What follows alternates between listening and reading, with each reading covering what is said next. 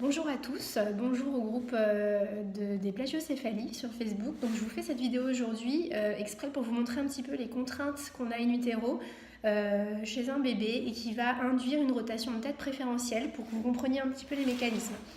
Donc j'ai mon petit poupon corolle et je vais vous montrer un petit peu ce qui se passe en réalité. Donc dans la majorité des cas, dans 75% des cas, on a un dos en fin de grossesse qui est à gauche. Donc le bébé est tête en bas, le dos est antérieur gauche. Donc ça fait comme ça en fait. Si je me mets de profil, le ventre il est plus gros par ici. Donc j'ai une petite inclinaison du bébé, en fait de la posture du bébé qui va être comme ceci. Si je le sors de mon ventre, très rapidement, hop, je vais avoir ça. Ok ? Donc dans cette posture, vous comprenez bien que du coup on a une inclinaison globale à gauche et une rotation opposée donc à droite. C'est pour ça que la majorité des plagiocéphalies sont à droite, c'est que la majorité des bébés sont dos antérieur gauche en fin de grossesse. Cette posture-là, elle est normale et elle n'est pas problématique. Le souci, c'est que certains bébés qui sont trop bas, qui sont trop hauts, qui sont restés trop longtemps dans la position vont se fixer au niveau de la posture. Et le deuxième problème, bien sûr, c'est le couchage dorsal. Alors, le couchage dorsal, on va pas y revenir étant donné que ce sont les recommandations de la HAS, mais à cause de ce couchage-là, le bébé va toujours tourner donc la tête du côté droit, ce qui fait que son crâne, qui est encore malléable à la naissance, va s'aplatir ici, ce qui va donner donc une plagiocéphalie droite. Quand on a une plagiocéphalie droite, il y a une compensation qui se fait puisque le cerveau du bébé va quand même croître normalement et son périmètre crânien normalement est correct.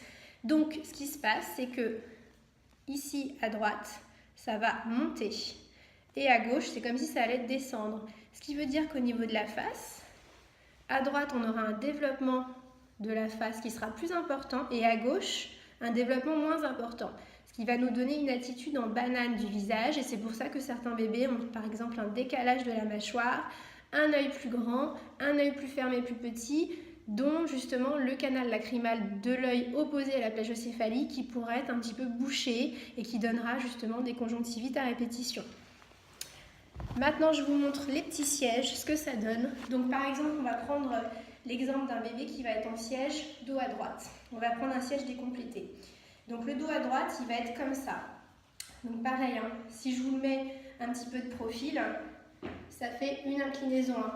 Donc, si je vous le sors, il est comme ça, ce bébé, d'accord ? Donc, un dos à droite en siège, ça va faire l'inverse du céphalique, c'est-à-dire que j'aurai toujours mon inclinaison gauche avec une rotation droite.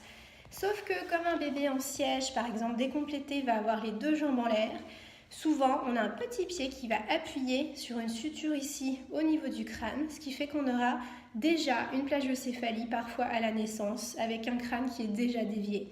Et c'est pour ça que ces bébés-là sont plus à risque de torticolis congénitale gauche, donc gauche rotation droite, que les autres, parce que c'est une posture qui est fixée et qui a plus de contraintes sur un bébé en siège qu'un bébé encéphalique.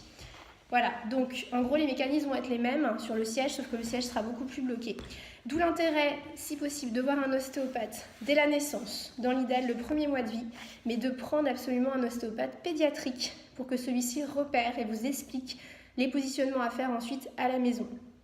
Pour connaître un ostéopédiatrique, c'est pas évident, je vous l'accorde. Donc le mieux, c'est de faire marcher de bouche à oreille, de demander aux pharmaciens, aux médecins généralistes, aux kinés, aux personnes en fait qui vous suivent durant votre grossesse pour essayer de trouver quelqu'un.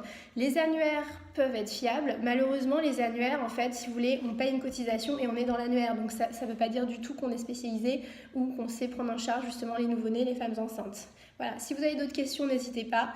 Je m'arrête là et je vous souhaite une bonne journée.